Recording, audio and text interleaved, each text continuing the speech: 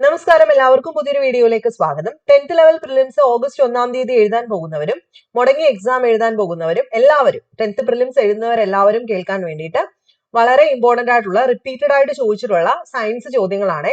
ഇവിടെ ഞാൻ എടുത്തു വെച്ചിരിക്കുന്ന 5 ചോദ്യങ്ങളാണെങ്കിലും ഒരുപാട് ചോദ്യങ്ങൾ സയൻസുമായിട്ട് റിലേറ്റ് ചെയ്ത് നമ്മൾ ഈ ഒരു ക്ലാസ്സിൽ ഡിസ്കസ് ചെയ്യും. പിന്നെ റിലേറ്റഡ് ഫാക്ട്സ് പറയുമ്പോൾ ഞാൻ വേണ്ടത് മാത്രം, ചിലപ്പോൾ 2-3 പോയിന്റ്സേ ഉള്ളെങ്കിൽ അത് ചോദിച്ചിട്ടുള്ള പോയിന്റ്സ് മാത്രം പറഞ്ഞ് നിർത്തുന്നതായിരിക്കും. അപ്പൊ നമുക്ക് സ്റ്റാർട്ട് ചെയ്യാം. സയൻസ് മാത്രമേ ഇന്നത്തെ ക്ലാസ്സിലുള്ളൂ. ഒന്നാമത്തെ ഏറ്റവും കൂടുതൽ പ്രാവശ്യം ചോദിച്ചിട്ടുള്ള ഒരു ചോദ്യമാണ് മനുഷ്യശരീരത്തിലെ ഏറ്റവും വലിയ ആന്തരിക അവയവം. നമുക്കറിയാം, അവയവം എന്ന് മാത്രം ചോദിച്ചാൽ നമ്മൾ അതിന്റെ ആൻസർ എഴുതും ത്വക്ക്. ആന്തരിക അവയവം ഏതാണ്? കരളാണ്. ഏതാണ്? ആന്തരിക അവയവം ഏതാണ്? കരളാണ്.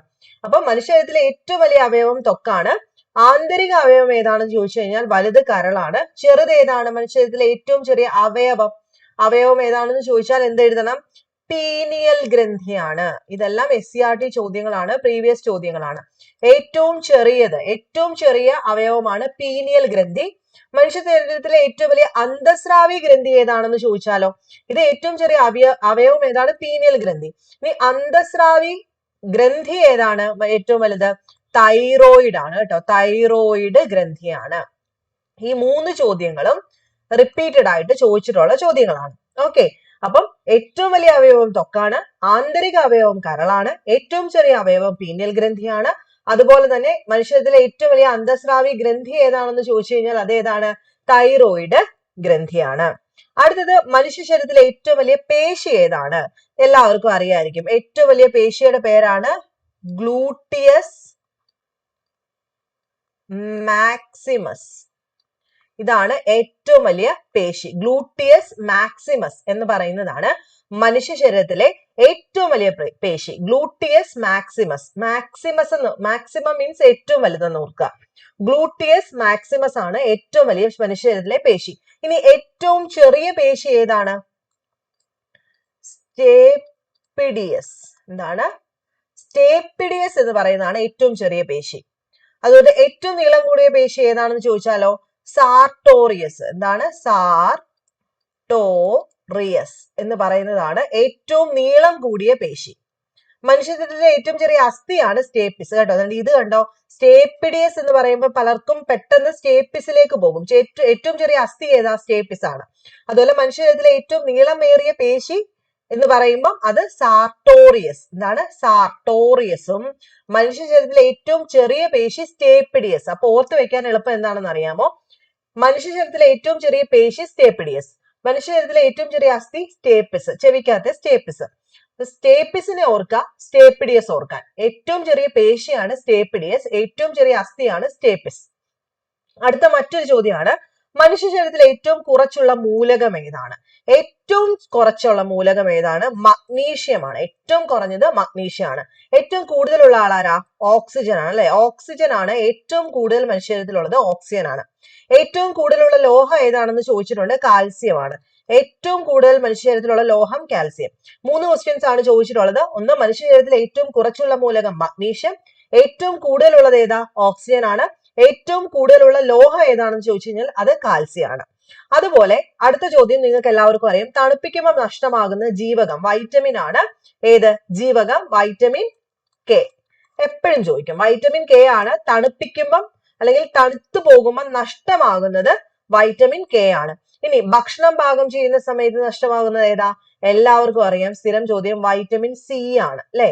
ഭക്ഷണം പാകം ചെയ്യുമ്പോൾ നഷ്ടമാകുന്ന വൈറ്റമിൻ ആണ് വൈറ്റമിൻ സി. തണുപ്പിക്കുമ്പോൾ പോകുന്നതാണ് വൈറ്റമിൻ കെ. മറ്റൊരു ചോദ്യമാണ്, ഈ പറയുന്നത് പോലെ തന്നെ ഏറ്റവും കൂടുതൽ ഇരുമ്പ് അടങ്ങിയിട്ടുള്ള ഒരു സുഗന്ധ വ്യഞ്ജനം ഏതാണെന്നാണ് ചോദ്യം. ഇതും പ്രീവിയസ് ചോദ്യമാണ്. ഏറ്റവും കൂടുതൽ ഇരുമ്പ് അടങ്ങിയിട്ടുള്ള ഒരു സുഗന്ധ വ്യഞ്ജനം ഏതാണ്? മഞ്ഞളാണ് കേട്ടോ. മഞ്ഞളാണ് ഏറ്റവും കൂടുതൽ ഈ പറയുന്നത് കൂട്ട് തന്നെ ഇരുമ്പ് അടങ്ങിയിട്ടുള്ള സുഗന്ധ വ്യഞ്ജനം. അതുപോലെ ഏറ്റവും കൂടുതൽ ഫോസ്ഫറസ്, മഗ്നീഷ്യം എന്നിവ അടങ്ങിയിരിക്കുന്ന സുഗന്ധ വ്യഞ്ജനം ഏതാണ്? ജീരകമാണ്. ഏതാണ്? നമ്മുടെ ജീരകത്തിനാണ് ഏറ്റവും കൂടുതൽ ഫോസ്ഫറസും അതുപോലെ തന്നെ മഗ്നീഷ്യവും അടങ്ങിയിട്ടുള്ളത്. അപ്പം ഏറ്റവും കൂടുതൽ ഇരുമ്പ് അടങ്ങിയിട്ടുള്ളത് മഞ്ഞളിനകത്ത്, ഫോസ്ഫറസും മഗ്നീഷ്യവും ഏറ്റവും കൂടുതൽ ജീരകത്തിനകത്താണ്. ഓക്കെ ആണല്ലോ. അതുകൊണ്ട് ഏറ്റവും കൂടുതൽ പ്രോട്ടീൻ അടങ്ങിയ സുഗന്ധവ്യഞ്ജനം ഏതാണെന്ന് ചോദിച്ചാൽ അത് ഉലുവയാണ്. ഏറ്റവും കൂടുതൽ പ്രോട്ടീൻ അടങ്ങിയിട്ടുള്ളത് ഉലുവയാണ്. ഏറ്റവും കൂടുതൽ കൊഴുപ്പ് അടങ്ങിയിട്ടുള്ള സുഗന്ധവ്യഞ്ജനമാണ് ജാതിക്ക. മറന്നു പോവരുത് ജാതിക്ക. ഓക്കെ, അപ്പൊ ഇത്രയും കാര്യങ്ങൾ ഓർത്തു വെച്ചേക്കാം. ഇനി ഈ ഒരു 5 ചോദ്യത്തിന്റെ കൂട്ടത്തില് ഓരോ ചോദ്യത്തിൽ നിന്ന് വന്നിട്ടുള്ള 3 പ്രീവിയസ് ക്വസ്റ്റ്യൻസ് ആണ് ഞാനിപ്പോ ഇതിനെല്ലാം ആൻസർ പറഞ്ഞത്. ഇനി ഞാൻ മുന്നോട്ട് പറയാൻ പോകുന്നത് ശ്രദ്ധിച്ചൊന്നിരിക്കുക. ഇതിൽ പലതും 10th പ്രിലിംസിന്റെ ചോദ്യങ്ങളാണ്. ഒന്ന് അത്യുൽപാദന ഇനങ്ങൾ.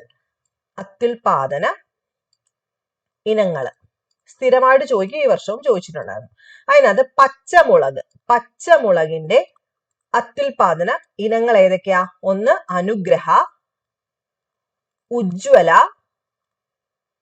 പിന്നെ ജ്വാലാമുഖി. ഈ ജ്വാലാമുഖി എന്നൊക്കെ പറയുമ്പോൾ പച്ചമുളകിൽ ഉജ്ജ്വല, ജ്വാലാമുഖി നമുക്ക് പെട്ടെന്ന് ഓർക്കാൻ പറ്റും. കാരണം എന്താ?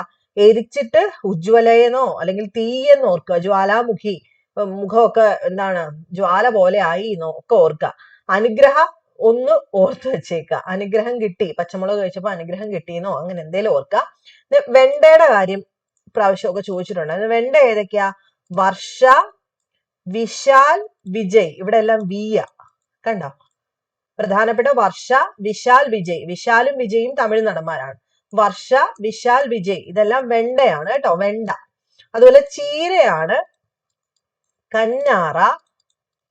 ചീര ലോക്കലായിട്ട് ഉണ്ടാവുന്ന, സോ ലോക്കൽ. അരുൺ. ഇത് ഇത്രയും ചീരയുടെ ഇനങ്ങളാണ്. പാവലാണ്, അതെല്ലാം പ്രിയ, പാവലിന്റെ എല്ലാം. പ്രീതി, പ്രിയങ്ക, അതുപോലെ പ്രിയ. എളുപ്പമാണ്, പാവലിനെ ഓർക്കാൻ എളുപ്പമാണ്. പ്രീതി, പ്രിയങ്ക, പ്രിയ ഇതെല്ലാം പാവല്. അതുപോലെ കന്നാറ, ലോക്കല്, അരുണ് ഇതെല്ലാം ചീരയാണ്. വെണ്ട വരുന്നത് ഏതൊക്കെയാ? വർഷ, വിശാൽ, വിജയ്. പച്ചമുളക് അനുഗ്രഹ, ഉജ്ജ്വല, ജ്വാലാമുഖി. ഓക്കെ, ഇത്രയും കാര്യങ്ങൾ ഓർത്തു വെച്ചേക്കാം. ഇനി ഇതിന്റെ കൂട്ടത്തിൽ നമ്മൾ ഡിസ്കസ് ചെയ്യാൻ പോകുന്നത് യൂണിറ്റുകളെ പറ്റിയിട്ടാണ്. യൂണിറ്റുകൾ എന്ന് പറയുമ്പോൾ പ്രധാനപ്പെട്ട യൂണിറ്റുകൾ ഏതൊക്കെയാണെന്ന് നോക്കാം. അതുപോലെ തന്നെ ഓർത്ത് വെച്ചേക്ക ഈ ആവർത്തിയുടെ യൂണിറ്റ്, പവറിന്റെ യൂണിറ്റ്. ഇപ്പൊ ചോദിച്ചത് എത്രയായിരുന്നു? നമ്മുടെ വാട്ട്സിന്റെ ഒരു കേസ് ചോദിച്ചിട്ടുണ്ടായിരുന്നു ഇപ്പൊ ലേറ്റസ്റ്റ് ആയിട്ട്. അതുപോലെ എല്ലാ വർഷവും ചോദിക്കാറുണ്ട്. നമുക്ക് വേഗത്തിൽ അതൊന്ന് നോക്കിയാലോ? പഠിച്ചിട്ടില്ലാത്തവരൊന്ന് നോക്കാം. നമുക്കൊന്ന് പറയാം. ഭാരത്തിന്റെ യൂണിറ്റ് ഏതാ? ഭാരത്തിന്റെ യൂണിറ്റ് ആണ് കിലോഗ്രാം. ഭാരം അല്ലെ, കിലോഗ്രാം. ഇനി ബലത്തിന്റെ യൂണിറ്റ് ഏതാ? ബലം ന്യൂട്ടൺ അല്ലെ, ന്യൂട്ടൺ ആണ്. അല്ലെങ്കിൽ ഡൈൻ എന്ന് ഓർത്ത് വെച്ചേക്കുക. ഡൈനും ബലത്തിന്റെ യൂണിറ്റ് ആണ്. ഇനി പ്രകാശത്തിന്റെ തീവ്രത സ്ഥിരം ചോദ്യമാണ്. യൂണിറ്റിന്റെ പേരെന്താ? കാൺല അല്ലെ, കാൺല. അതുപോലെ തിളക്കം എന്താ യൂണിറ്റ്? ലാംബർട്ട്. ഇത് ചോദിക്കുവേ, കാൺല ചോദിക്കാറുണ്ട് എപ്പോഴും. ബലം എല്ലാവർക്കും അറിയാം, ന്യൂട്ടൺ അല്ലെങ്കിൽ ഡൈൻ എന്നുകൂടെ പഠിച്ചു വെച്ചേക്കണം. പിന്നെ വൈദ്യുതിയുടെ പ്രതിരോധം, റെസിസ്റ്റൻസിന്റെ യൂണിറ്റ് എന്താ? ഓം ആണ് അല്ലെ, ഓം ആണ് റെസിസ്റ്റൻസിന്റെ യൂണിറ്റ്. ഇനി വൈദ്യുത ചാർജിന്റെ യൂണിറ്റ് എന്താ? ചാർജിന്റെ യൂണിറ്റ് കൂളോം അല്ലെ, കൂളോം ആണ് യൂണിറ്റ്. അതും ചോദിക്കാറുണ്ട്. പിന്നെ മർദ്ദത്തിന്റെ യൂണിറ്റ് എന്താ? പ്രഷറിന്റെ യൂണിറ്റ് സ്ഥിരം ചോദിക്കും, പാസ്കൽ. എന്താണ്? പാസ്കൽ. ഊർജത്തിന്റെ യൂണിറ്റ് സ്ഥിരം ചോദ്യമാണ്, ജൂൾ. എന്താണ്? ജൂൾ. ആവൃത്തി എന്താ യൂണിറ്റ്? ഫ്രീക്വൻസി. യൂണിറ്റ് ഹെഡ്സ് ആണ്, ഹെഡ്സ്. അതുപോലെ പവറിന്റെ യൂണിറ്റ്, ഹോഴ്സ് പവർ ആയി പ്രാവശ്യം ചോദിച്ചത്. എന്താ പവറിന്റെ യൂണിറ്റ്? വാട്ട് ആണ് അല്ലെ, വാട്ട് ആണ് പവറിന്റെ യൂണിറ്റ്. ശബ്ദത്തിന്റെ യൂണിറ്റ് എന്താ? ശബ്ദം ഡെസിബൽ. ഡെസിബൽ ആണ് ശബ്ദത്തിന്റെ യൂണിറ്റ്. അതുപോലെ അറ്റ്മോസ്ഫിയറിക് പ്രഷർ, അന്തരീക്ഷമർദ്ദത്തിന്റെ യൂണിറ്റ് എന്താ? മില്ലി ബാർ ആണ്. എന്താണ്? Milli bar. ഇതെല്ലാവർക്കും അറിയാം, ഞാൻ വേഗത്തിൽ പറഞ്ഞു പോവുകയാണ്. ഇനി കാന്തിക ഫ്ലെക്സിന്റെ യൂണിറ്റ് എന്താ? കാന്തിക ഫ്ലെക്സ്, ഫ്ലെക്സിന്റെ യൂണിറ്റ്, ഫ്ലെക്സ് എന്ന് തന്നെ ഓർക്കുക, വെബർ. വെബർ ആണ് കാന്തിക ഫ്ലെക്സിന്റെ യൂണിറ്റ്. ദെൻ ഇൻഡക്റ്റൻസിന്റെ യൂണിറ്റ് എന്താ? ഹെൻറി ആണ്. ഇൻഡക്റ്റൻസിന്റെ യൂണിറ്റ് ഇപ്പൊ +1 +2 ഒക്കെ ചോദിച്ചു തുടങ്ങിയിട്ടുണ്ട്. ഹെൻറി ആണ് ഇൻഡക്റ്റൻസിന്റെ യൂണിറ്റ്. ദെൻ കപ്പാസിറ്റൻസിന്റെയോ? കപ്പാസിറ്റൻസിന്റെ യൂണിറ്റ് ആണ് ഫാരഡ് അല്ലെ. പിന്നെ പൊട്ടൻഷ്യൽ വ്യത്യാസത്തിന്റെ യൂണിറ്റ് എന്താ? വോൾട്ട് ആണ്, വോൾട്ട്. പിന്നെ ലെൻസിന്റെ പവറിനെ നമ്മൾ എന്ത് വിളിക്കും? ലെൻസിന്റെ പവർ ഓഫ് ലെൻസ് യൂണിറ്റ് ഏതാ? ഡയോപ്റ്റർ ആണ്. അതും ചോദിച്ചിട്ടുണ്ട്. കാന്തിക ഫ്ലെക്സിന്റെ സാന്ദ്രത എന്ന് പറയുന്നത് ടെസ്ലയാണ്. ടെസ്ല. കാന്തിക ഫ്ലെക്സിന്റെ സാന്ദ്രത അഥവാ കാന്തിക ഫ്ലക്സിന്റെ ഡെൻസിറ്റി ടെസ്ല.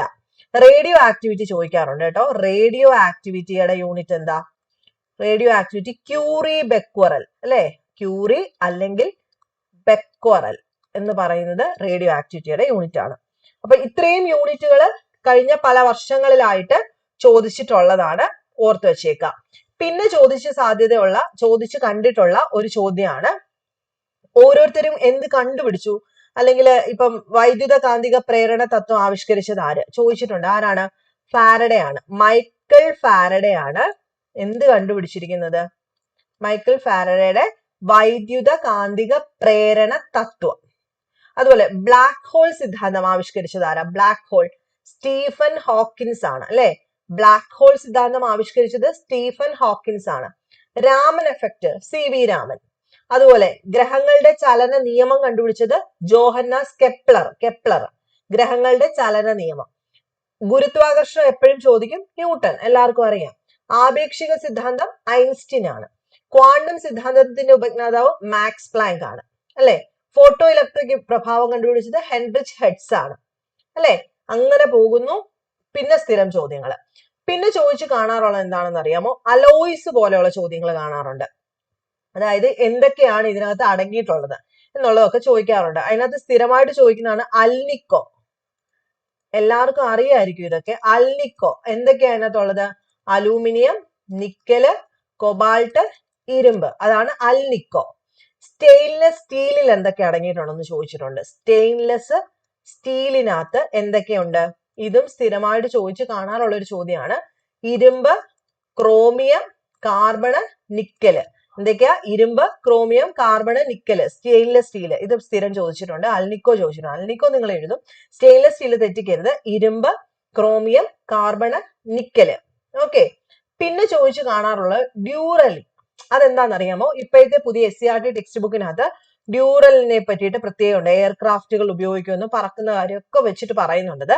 സോ അത് പഠിച്ചു വെക്കണേ. ചെമ്പ്, അലുമിനിയം, മഗ്നീഷ്യം, മാംഗനീസ് തുടങ്ങിയിട്ടുള്ളത് ചേർത്തിട്ടാണ് ഡ്യൂറലിൻ കാണപ്പെടുന്നത്. ചെമ്പ്, അലൂമിനിയം, മഗ്നീഷ്യം, മാംഗനീസ്. ഓക്കെ. പിന്നെ പഞ്ചലോഹം, 5 ലോഹങ്ങൾ ചേരുന്ന പഞ്ചലോഹത്തിൽ എന്തൊക്കെയാ ഉള്ളത്? ചെമ്പ്, ലെഡ്, കറുത്തീയം അഥവാ ലെഡ്, വെള്ളി, സ്വർണം, പിന്നെ ഇരുമ്പ്. ഏതൊക്കെയാ പഞ്ചലോഹങ്ങള്? ചെമ്പ്, ലെഡ്, വെള്ളി, സ്വർണം, ഇരുമ്പ് ആണല്ലോ. പിന്നെ സ്ഥിരം ചോദിച്ചു കാണാറുള്ളതാണ് സ്റ്റീലില്ലേ, നമ്മുടെ ഉരുക്ക്, സ്റ്റീലിനെ പറ്റി ചോദിക്കാറുണ്ട്. സ്റ്റീലിനകത്ത് എന്തൊക്കെയാ ഉള്ളത്? ഇരുമ്പും കാർബണും. ഇവിടെ ഇരുമ്പ്, ക്രോമിയം, കാർബൺ, നിക്കല്, സ്റ്റെയിൻലെസ് സ്റ്റീല്. ഈ സ്റ്റീൽ എന്ന് പറയുമ്പോൾ അവിടെ ഇരുമ്പും ഉണ്ട്, അതുപോലെ ആരും വരും? ഒരാളും കൂടെ വരത്തുള്ളൂ. ആരാത്? കാർബണും കൂടെ ചേർന്നിട്ട്. പിച്ചള, അത് നിങ്ങൾക്ക് എല്ലാവർക്കും അറിയാം. ബ്രാസിനകത്ത് ചെമ്പും സിങ്കും ആണുള്ളത്. ഇൻവാർ കേട്ടിട്ടുണ്ടോ? ഇൻവാർ അറിയാം. ഇൻവാറിനകത്ത് ആരൊക്കെയാ ഉള്ളത്? ഇരുമ്പും നിക്കലും. ഇത് ഇത്രയും സ്ഥിരം ചോദ്യമാണ്. ഓക്കെ. അപ്പൊ ഇന്നത്തെ ക്ലാസ്സിൽ നമ്മൾ ഇത്രേ ഡിസ്കസ് ചെയ്യുന്നുള്ളൂ. ഞാൻ ഈ പറഞ്ഞ ചോദ്യങ്ങളെല്ലാം റിപ്പീറ്റഡ് ചോദ്യങ്ങളാണ്. എല്ലാം ഒന്നുകൂടെ ഒന്ന് റിവൈസ് ചെയ്യുക. അടുത്ത ഓരോ ക്ലാസ്സുകളിലായിട്ട് നമുക്ക് ഇങ്ങനെ ചോദിച്ചിട്ടുള്ള ചോദ്യങ്ങൾ മാത്രം, അതിന്റെ ഈ റിലേറ്റഡ് ഫാക്ട്സ് അല്ല ഞാൻ പറഞ്ഞത്, ചോദിച്ച ചോദ്യങ്ങളാണ്. അപ്പം ഇങ്ങനെ ചെയ്തു പോകാം. നെക്സ്റ്റ് വീഡിയോയിൽ കാണാം. ബൈ.